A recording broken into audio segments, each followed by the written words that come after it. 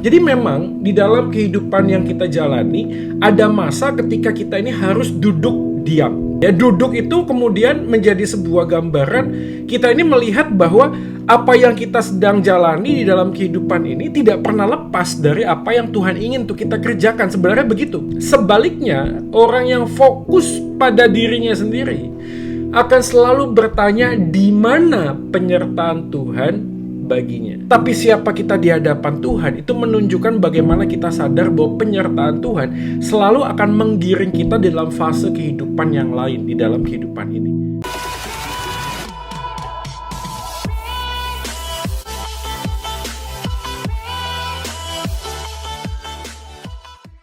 Ya, bersyukur pada Tuhan malam ini kita bisa belajar firman Tuhan kembali. Nah, kita langsung saja melihat Alkitab kita dari kitab Keluaran. Kita akan membaca bagian dari pasal yang kedua ya.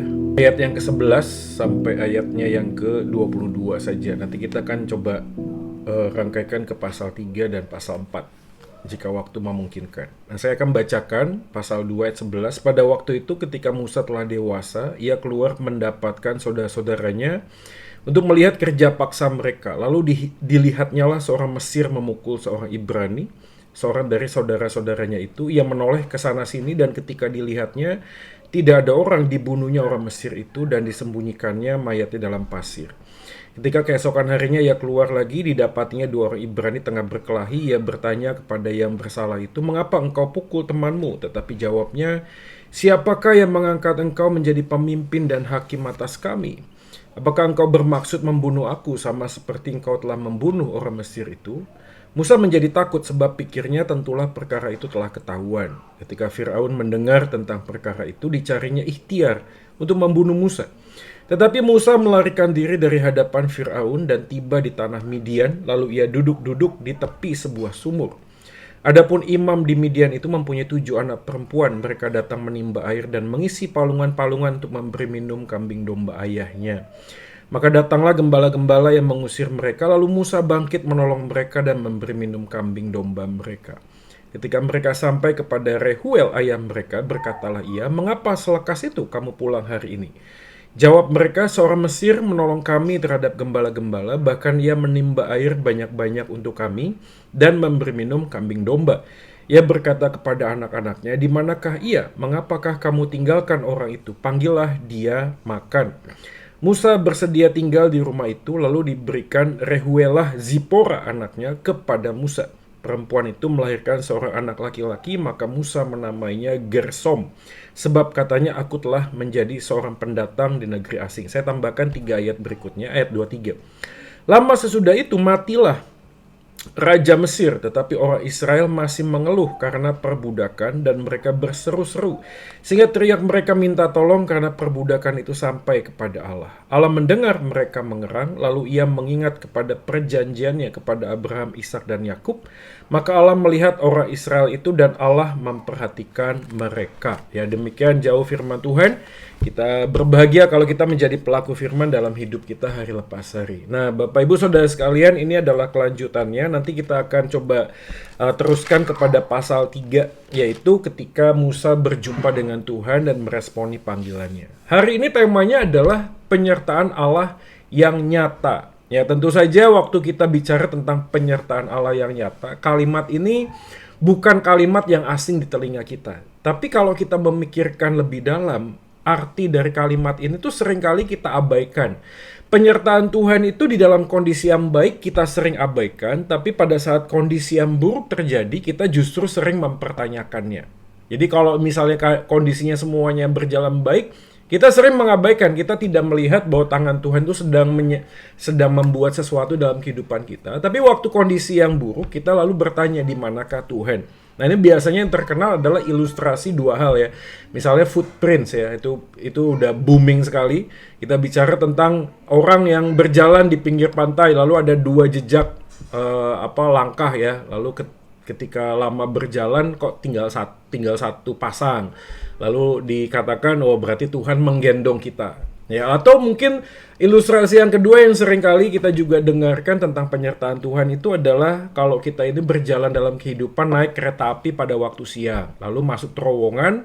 Nah, pada waktu masuk terowongan seakan-akan kondisi gelap, padahal kondisi gelap tidak membuat matahari itu tidak bersinar, tapi memang ada yang menghalangi kita sehingga kita tidak melihat matahari yang bersinar. Nah, itu biasanya yang dipakai di dalam konteks penyertaan Tuhan. Pada waktu kita melewati kehidupan yang sangat sulit, bukan berarti Tuhan tidak hadir, tapi memang Tuhan izinkan sampai pada suatu ketika kita melihat terowongan itu pasti ada ujungnya.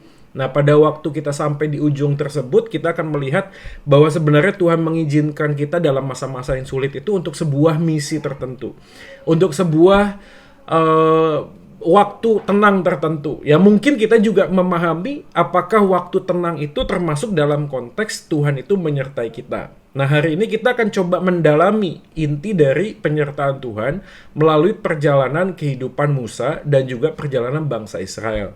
Tidak semua bentuk penyertaan Tuhan itu adalah sesuatu yang sifatnya supranatural, saudara sekalian. Ini saya perlu mengulangi supaya kita bisa memahami. Karena ada banyak orang yang memahami mujizat itu terlalu sederhana. Misalnya, wah kita puji Tuhan ya bangun pagi-pagi, ini mujizat Tuhan.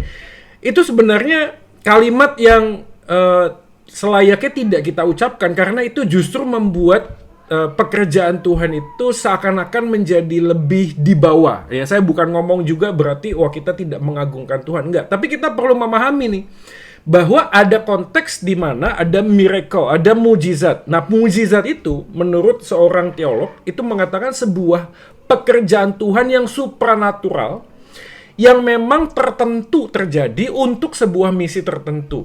Jadi memang kata tertentu itu penting sekali. Dia pakai kata itu less common kind. Less common kind. Sesuatu yang memang tidak ordinary, tidak biasa terjadi gitu. Jadi kalau yang biasa terjadi itu namanya providensia, penyertaan dalam bentuk pemeliharaan dalam kehidupan sehari-hari. Tapi ada yang sifatnya itu mujizat. Nah, misalnya contoh hari ini kan kita bersyukur ya lihat wajahnya Pak Franky sama Bu Oci ya.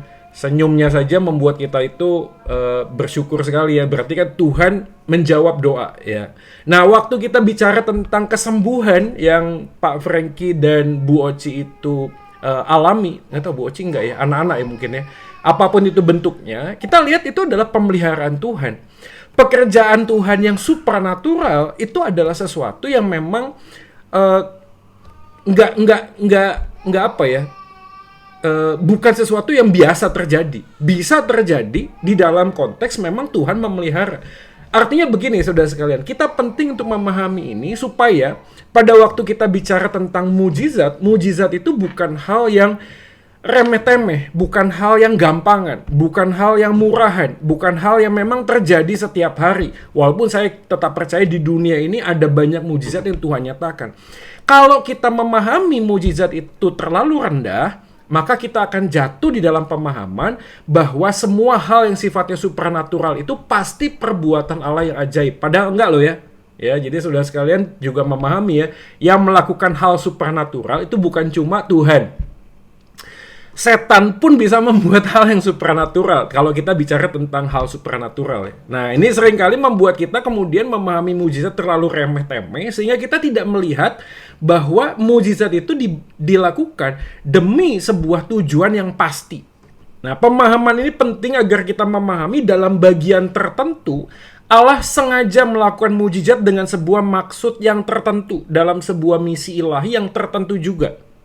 Jika tidak demikian, maka kita akan sulit membedakan antara mujizat yang asli dan yang palsu. Nah, nanti kita akan expose ini lebih dalam waktu Musa ketemu dengan Firaun ya. Nanti kan menarik ya, nanti ada tongkat Musa, ada tongkatnya Firaun juga, bisa jadi ular. Sama-sama itu terjadi hal yang supernatural. Ya, yang walaupun nanti tongkatnya Musa ularnya yang tongkat yang berubah jadi ular memakan ularnya Firaun. Tapi ini menunjukkan bahwa di dunia ini memang yang membuat hal yang supranatural itu bukan hanya Tuhan. Nah, dalam konteks ini kita akan belajar bagaimana sebenarnya memaknai penyertaan Tuhan di saat kondisi dan situasi yang buruk yang sedang kita alami. Dan ini adalah bagian kita di dalam eksposisi malam hari ini. Coba kita lihat langsung Keluaran pasal 2 ayat yang ke-15. Keluaran pasal 2 ayat 15 adalah sebuah perjalanan awal ketika Musa akan berjumpa dengan Tuhan. Nah, dalam perjalanan itu dikatakan demikian. Tetapi Musa melarikan diri dari hadapan Firaun dan tiba di tanah Midian, lalu ia duduk-duduk di tepi sebuah sumur. Adapun imam di Midian itu mempunyai 7 anak perempuan. Mereka datang menimba air dan mengisi palungan-palungan untuk memberi minum kambing domba ayahnya. 2 ayat ini menjadi peristiwa yang penting dalam kehidupan Musa. Kenapa penting? Karena di sanalah perubahan yang sangat radikal terjadi di dalam kehidupan Musa. Bukan hanya menyentuh di dalam konteks pribadi, tapi juga di dalam konteks sosial. Ini putra mahkota. Ini seorang pangeran. Ya, kemudian harus turun menjadi rakyat biasa, bahkan menjadi orang dalam pencarian. Ya. Jadi ini menjadi orang yang memang lagi dicari nih, narapidana karena sudah membunuh. Nah, dalam bagian itulah sebenarnya Tuhan itu menyatakan sebuah penyertaannya. Kenapa? Karena, ini saya sempat sampaikan dalam FCG kalau nggak salah ya. Apakah Musa itu sedang mengalami sebuah kehancuran? Iya. Makanya ada kalimat yang menunjukkan di sana bahwa Musa itu duduk-duduk. Ayat yang ke-15, tetapi Musa melarikan diri dari hadapan Firaun, tiba di tanah Midian, lalu ia duduk-duduk di tepi sebuah sumur. Kata duduk-duduk ini menunjukkan bagaimana Musa sedang membuat refleksi terhadap kehidupannya. Apa yang dia pernah miliki seketika habis, seketika hancur. Semua jabatan, semua cita-cita, semua masa depannya, semua hal yang baik yang dia pernah pikirkan sebagai seorang pemuda, itu seketika hancur. Makanya dikatakan dia duduk-duduk di tepi sebuah sumur. Dalam konteks bagian duduk-duduk ini, semua kegalauan, kesedihan, kehancuran hidupnya itu menjadi turning point yang penting untuk kita juga pahami ya saudara sekalian. Jadi memang di dalam kehidupan yang kita jalani ada masa ketika kita ini harus duduk diam. Ya, duduk itu kemudian menjadi sebuah gambaran kita ini melihat bahwa apa yang kita sedang jalani di dalam kehidupan ini tidak pernah lepas dari apa yang Tuhan ingin untuk kita kerjakan. Sebenarnya begitu. Ada kalanya Tuhan itu berbicara pada kita justru dengan mengacaukan hidup kita lebih dahulu sehingga kita tiba dalam sebuah waktu duduk-duduk ini. Gambaran tentang ketidakpahaman kita tentang apa yang sebenarnya terjadi dalam hidup. Jadi ini penting untuk kita pahami dalam teologi iman Kristen bahwa pada waktu kita ini dalam perjalanan kehidupan, kita perlu sekali memahami banyak sekali tokoh Alkitab yang dibawa untuk retreat, meninggalkan semua kesibukannya, meninggalkan semua aktivitasnya, meninggalkan semua pergumulan yang sedang dihadapi, lalu duduk diam. Ya, ini mungkin masa yang baik sih sebenarnya dalam konteks hari ini untuk kita itu memahami bahwa penyertaan Tuhan adalah orang yang berani untuk merefleksikan kehidupan di dalam dia meresponi panggilan Tuhan. Selama kita ini hatinya tuh sibuk ya. Jadi sibuk itu selalu berpikir untuk melakukan sesuatu, ya sesuatu itu memang baik ya. Mencari sebuah solusi sehingga kita tidak lagi bersandar kepada Tuhan tapi lebih kepada mencari sebuah jawaban atas semua apa yang kita sedang hadapi. Padahal saat kita justru mengandalkan apa yang menjadi pemahaman kita tentang hidup, kita nggak pernah memahami penyertaan Tuhan. Orang yang sadar hidupnya itu disertai Tuhan akan memahami bahwa hidup ini adalah bagaimana meresponi panggilan Tuhan. Efesus 2 ayat 10 misalnya ya, dalam sebuah ayat referensi lainnya. Dikatakan kita ini buatan Allah, diciptakan dalam Kristus Yesus untuk melakukan pekerjaan baik yang sudah Dia tentukan, Dia rancangkan sejak semula. Jadi manusia itu basically itu memang harusnya hidup untuk Tuhan. Tapi karena dia jatuh di dalam dosa, kemudian dia mencari bagaimana dia bisa hidup sesuai dengan apa yang dia inginkan. Nah, akhirnya Tuhan mengizinkan sebuah kacau balau dalam hidup supaya kita ini bisa belajar duduk. Duduk untuk merenungkan sejenak apa yang sebenarnya menjadi hal yang penting dalam hidup ini. Apa yang menjadi hal yang seharusnya kita kejar, tapi tidak kita kejar, malah kita kejar apa yang sebenarnya Tuhan ingin untuk tidak kita kejar itu. Sehingga kita masuk dalam sebuah lingkaran setan ya, lingkaran setan, jebakan sana sini gitu ya. Jadi kalau kita ya ini ada teman-teman yang ada di kemajelisan melihat beberapa kasus misalnya di jemaat yang terlilit dengan hutang, dengan hal lainnya yang bersifat mungkin uang atau harta atau posisi atau pekerjaan, itu biasanya tidak jauh dari sebuah gambaran tentang ambisi yang ingin dicapai, tapi kemudian ambisi itu bermutasi menjadi ambisius. Tidak salah dengan ambisi ya, tidak salah dengan sebuah kerinduan untuk melakukan sesuatu, merubah kehidupan ekonomi kita, merubah kehidupan sosial kita. Apalagi kalau kita orang tua, kita punya mimpi nih. Untuk apa? Untuk anak-anak kita. Pengen anak-anak kita ini dapat sekolah yang terbaik, dapat les yang terbaik, supaya nanti begitu dia dewasa, dia bisa survive di dalam semua kondisi kehidupan yang saat ini memang sulit. Kita memang punya kerinduan dan itu bukannya salah. Tapi seringkali dalam perjalanan justru kita lupa tuh, akhirnya jatuh. Kenapa kita lupa? Karena kita tidak punya waktu untuk duduk-duduk. Nah ini ya. Jadi duduk-duduk itu penting sekali karena itu salah satu filosofi dalam kehidupan iman Kristen. Coba, seorang yang sebesar Elia pun dibawa Tuhan kok di dalam sebuah gua untuk merenungkan. Kenapa dia harus merenungkan? Karena kemudian kan dia mau dibunuh sama si tante Isabel itu. Ya, semua orang di dalam masa kehidupannya perlu duduk-duduk. Paulus ketika dia akan meresponi panggilan Tuhan, sebelum itu apa? Dibuat buta dulu kan sama Tuhan. Ya memang diizinkan. Karena di dalam fase kehidupan ini kita membutuhkan di dalam konteks penyertaan Tuhan itu dalam meresponi panggilannya. Kita ini diciptakan oleh Allah untuk melakukan perbuatan baik yang Tuhan sudah rancangkan buat kita. Matius 28 ayat 16-20. Ini adalah konteks amanat agung. Pergilah, jadikanlah semua bangsa muridku. Betul, di atasnya dikatakan, aku akan menyertai engkau. Segala kuasa di bumi dan di surga sudah diberikan kepadaku. Aku akan menyertai engkau. Penyertaan Tuhan ini tidak pernah bisa dilepaskan dari panggilan kita. Jadi menjadikan semua bangsa murid. Nah ini, jadi ini poin yang pertama saudara sekalian. Pada waktu kita mengalami kondisi yang buruk, lalu kita bertanya penyertaan Tuhan itu di mana? Mungkin ada baiknya kita duduk-duduk dulu untuk bertanya apakah waktu Tuhan memanggil kita meresponnya dengan positif. Kan kita nggak fair ya kadang-kadang manusia ini. Ya, kadang-kadang Tuhan tuh bisa ngomong sama kita begini loh.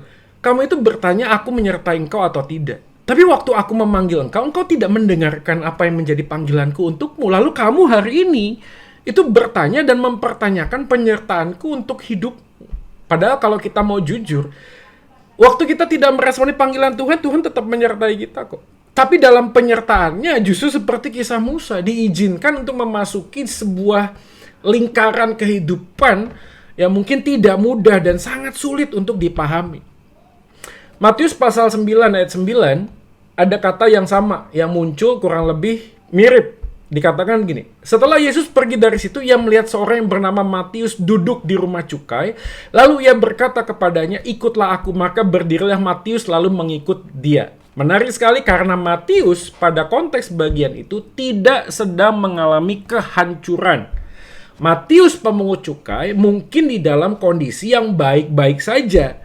Tapi justru pada waktu dia baik-baik saja, dia duduk di rumah cukai, dia melakukan aktivitas yang biasa dia lakukan, di sanalah dia baru meresponi, ikutlah aku, maka berdirilah Matius lalu mengikut dia. Sebenarnya gambaran yang kedua, yang menjelaskan bahwa ada satu turning point kehidupan ketika kita ini duduk-duduk, bukan hanya kehidupan kita ini hancur dulu, enggak. Tapi pada waktu kita melakukan hal yang biasa kita lakukan, tetapi bukan kondisi jasmani yang hancur, tetapi kondisi hati yang hancur. Ini banyak penafsir yang menafsirkan Matius sebenarnya pada waktu melakukan semua kegiatan di rumah cukai, hatinya itu tidak sejahtera. Dia mencari jawaban terhadap kehidupan. Maka pada waktu Yesus datang, ikutlah aku, dia dengan cepat merespon, berdirilah Matius lalu mengikut dia. Kata duduk di rumah cukai menunjukkan kondisi Matius yang sedang mengerjakan tugasnya saat itu. Dia ada di rumah cukai itu, tapi pada saat yang sama mendengar panggilan Tuhan lalu meninggalkan. Nah pertanyaan kenapa? Karena Matius sibuk bekerja untuk menikmati apa yang dia kerjakan. Dalam arti kata lain, Matius sibuk tapi tidak mengalami penyertaan Tuhan. Jadi saudara sekalian ini ada dua kelompok. Saya tidak tahu kita ada di posisi mana hari ini.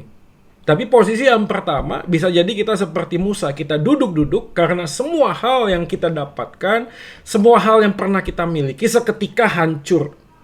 Tapi di posisi yang lain seperti Matius, tidak ada yang hancur. Semua kerjaan, kondisi kehidupannya baik-baik saja. Kedudukannya juga tidak digoncangkan oleh Tuhan. Tapi pada waktu dia melakukan sebuah aktivitas, hatinya itu nggak damai gitu loh. Hatinya tuh nggak sejahtera. Nah, dalam dua kelompok ini kita bisa belajar merefleksikan bahwa bukan apa yang kita kerjakan itu yang menunjukkan Tuhan tuh menyertai kita. Tapi siapa kita di hadapan Tuhan itu menunjukkan bagaimana kita sadar bahwa penyertaan Tuhan selalu akan menggiring kita dalam fase kehidupan yang lain di dalam kehidupan ini. Jadi gini nih, teman-teman, kalau kita hari ini melakukan banyak aktivitas ya, entah apapun pekerjaan, entah apapun aktivitas yang kita lakukan, kita mungkin tidak menipu, kita mungkin tidak berbohong, kita melakukan semuanya itu dengan baik-baik saja. Tapi perhatikan baik-baik, selama kita melakukan sesuatu yang bukan apa yang Tuhan inginkan, maka kemanapun engkau pergi, hatimu akan selalu gelisah. Hatimu akan selalu merasa mencari sesuatu, ini benar nggak sih yang Tuhan inginkan? Ini benar nggak sih apa yang Tuhan desain ya untuk hidupku gitu ya? Karena jangan sampai kita ini menghabiskan banyak waktu, lalu kehilangan penyertaan Tuhan di dalam kehidupan yang kita sedang jalani, karena kita sedang melakukan apa yang baik bagi kita, tapi bukan yang terbaik yang seperti yang Tuhan inginkan untuk kita lakukan. Itu kan ada seorang teolog yang mengatakan begitu ya, bahaya yang terbesar buat kita pada waktu kita melakukan sesuatu yang baik dalam hidup ini adalah ketika apa yang baik itu sesuai dengan apa yang kita inginkan. Bukan seperti apa yang Tuhan rindukan gitu. Jadi kalau apa yang baik seperti yang kita inginkan, sekalipun itu punya hal yang bagus ya, profit yang bagus, hasil yang baik, hati tetap akan gelisah sih. Hati tetap akan bergumul. Saya banyak ketemu dengan beberapa anak pemuda yang di dalam kondisi yang sangat baik, posisi kerjaan yang sangat baik, justru tidak menemukan penyertaan Tuhan. Ya kalau kita mau ingat ya, misalnya pastor di Covenant ya, Pastor Barney ya. Itu kan sebuah kesaksian yang sangat nyata ya. Kurang apa dia di dalam semua posisinya gitu. Kurang apa dalam posisinya. Tapi dalam kondisi yang seperti itu memang Tuhan izinkan untuk ya mengalami kehancuran tuh hatinya gitu. Dan sadar bahwa bukan ini yang Tuhan inginkan gitu loh. Walaupun yang dia lakukan itu bukan salah loh ya. Jadi kalau kita mau mencari pembenaran ya, kita bisa berpikir begini kan. Toh melayani Tuhan kan nggak harus jadi pastor, nggak harus jadi pendeta. Toh kalau waktu saya bekerja pun uang saya kan saya bisa pakai untuk support pelayanan. Kan nggak ada yang salah dengan itu. Tapi ada spesifik calling buat kita saudara sekalian. Ada satu panggilan yang presisi, yang tepat. Yang membuat kita itu sadar selama kita melakukan itu yang baik sekalipun, tapi bukan yang Tuhan inginkan, hati kita akan gelisah sama seperti Matius. Coba lihat dalam panggilan Tuhan kita tidak akan pernah mengalami penyertaan Tuhan. Tanpa panggilan Tuhan kita tidak akan mengalami penyertaan Tuhan. Karena mereka yang dipanggil akan disertai oleh Tuhan. Ya, kisah Yusuf dan Maria saat menerima panggilan Tuhan juga begitu. Mereka dijaga dan dipelihara oleh Tuhan, walaupun kondisi mereka tidak normal, seperti biasanya pasutri yang sedang menantikan seorang bayi akan lahir. Di dalam janji Tuhan Matius 28, seperti yang saya sudah sampaikan tadi, jadikanlah semua bangsa muridku, Tuhan menyertai. Jadi penyertaan Tuhan itu selalu di dalam konteks kita ini meresponi panggilan Tuhan. Kalau kita melanjutkan ayat yang ke-17, lalu kemudian terjadilah sebuah peristiwa, yaitu maka datanglah gembala-gembala yang mengusir mereka, karena ada perempuan-perempuan yang menimba air, mengisi palungan, gitu ya, kurang lebih konteksnya. Lalu kemudian datanglah gembala yang mengusir mereka, lalu Musa bangkit menolong mereka dan memberi minum kambing domba mereka. Keluaran 2 ayat 19 memberikan sebuah data, bahwa seorang Mesir menolong kami terhadap gembala-gembala, bahkan ia menimba air banyak-banyak untuk kami dan memberi minum kambing domba. Jadi, si Musa ini lagi duduk, meresponi, merefleksikan apa yang terjadi dalam hidupnya. Dan seketika itu juga ada sebuah peristiwa di depan matanya, sekelompok wanita sedang mengambil air, diganggu, ya kurang lebih begitu. Datanglah gembala-gembala. Dan yang menarik, Musa tidak diam, tapi dia mengambil sebuah respon yang positif, menolong wanita tersebut. Bahkan bukan hanya menolong, Keluaran 2 ayat 19 tadi mengatakan, ia menimba air banyak-banyak untuk kami dan memberi minum kambing domba. Nah, ini kemarin juga saya sharingkan bagian ini. Karena pada waktu Musa diperhadapkan dalam situasi yang sulit, Musa pada waktu dia duduk-duduk, dia beranjak bangkit ketika ia melihat ada sesuatu yang terjadi di hadapannya. Apa itu? Yaitu ada orang lain yang mengalami kesulitan. Pertanyaan, apakah wanita-wanita ini baru pertama kali diganggu? Nggak tahu juga. Apakah ini udah yang kesekian kali? Nggak tahu juga. Apakah kesulitan yang dialami para wanita ini berat? Tergantung. Ya. Tapi yang pasti, di hadapan mata Musa, ada orang lain yang sedang mengalami kesulitan. Sangat wajar bagi Musa yang sedang merefleksikan hidupnya, merenungkan hidupnya yang hancur, lalu kemudian pindah tempat, lalu duduk di tempat yang lain, dan tidak menolong wanita-wanita ini. Sangat wajar, sangat manusiawi. Karena mungkin dalam hati dia berpikir, gue aja punya masalah belum kelar, masa aku harus bantu orang lain yang sedang punya masalah? Tapi justru scene ini, gambaran ini memberikan sebuah petunjuk yang lain. Bagaimana Musa mengambil posisi untuk bangkit dan menolong. Menolongnya pun tidak setengah-setengah. Tapi ia menimba air banyak-banyak, memberikan sebuah pesan bahwa dia betul totalitas membantu para wanita tersebut. Dalam arti kata lain, peristiwa buruk orang lain haruslah menjadi pertanda bahwa Tuhan sedang menyatakan penyertaannya kepada kita. Kok bisa begitu? Karena saat kita kacau dan Tuhan memperlihatkan situasi orang lain yang juga kacau, itu berarti Tuhan itu memberikan sebuah penyertaan kepada kita untuk mengambil sebuah langkah untuk menolong orang lain. Nah, ini penting sekali dalam filosofi pelayanan sebenarnya. Karena waktu kita menunda untuk melayani, karena kita berpikir kita aja masih punya masalah dan belum selesai, itu justru cara berpikir yang keliru, saudara sekalian. Orang yang disertai oleh Tuhan justru sadar, justru paham bahwa panggilan Tuhan terhadap kita itu tidak pernah tereliminasi karena kita sedang mengalami sebuah kesulitan. Lagi-lagi ya, ini banyak sekali sih. Saya mungkin menduga ya, banyak jemaat atau orang Kristen pada umumnya itu posisinya tuh begitu. Posisinya tuh kayak bergen ya sama Tuhan, tawar-menawar. Lu bilang begini, Tuhan, kalau ini kelar ya, gue mau deh melayani. Ya, kalau situasi ini selesai ya, Tuhan, saya akan mengambil posisi. Ya, saya akan merespon nih menjadi ketua komisi, ya, bahkan menjadi majelis gitu. Mungkin saya nggak tahu ya. Saya akan mengambil posisi jadi hamba Tuhan. Kalau ini selesai, Tuhan. Nah, ini repotnya adalah masalahnya nggak selesai gitu loh. Dan itu menjadi excuse, menjadi alasan kita tidak mengambil sebuah langkah seperti Musa melangkah, yaitu bangkit dan menolong wanita itu. Orang yang melakukan sebuah tindakan untuk menolong orang lain sejatinya adalah orang yang sadar bahwa kemampuan dia menolong itu pun datang dari penyertaan Tuhan di dalam dirinya. Sebaliknya, orang yang fokus pada dirinya sendiri akan selalu bertanya di mana penyertaan Tuhan baginya. Jadi kita bisa langsung melihat dan mencermati. Kalau orang yang selalu bertanya di mana penyertaan Tuhan buat saya, pada waktu saya kondisi begini, kondisi buruk, kondisi sakit, kondisi lagi down, ekonomi lagi sulit, di manakah Tuhan? Ini orang yang selalu berpikir tentang apa yang dia inginkan dan apa yang dia ingin capai dalam hidup. Padahal di depan matanya ada banyak orang yang mungkin dia bisa lakukan sesuatu. Jadi ini kan menarik ya, formulanya gini. Kita ini semakin diberkati ketika kita ini memberkati orang lain. Sebaliknya ketika kita menutup mata dan membuat tangan kita tergenggam, kita tidak mengambil pilihan apapun, di sana kita tidak akan pernah memahami kok penyertaan Tuhan.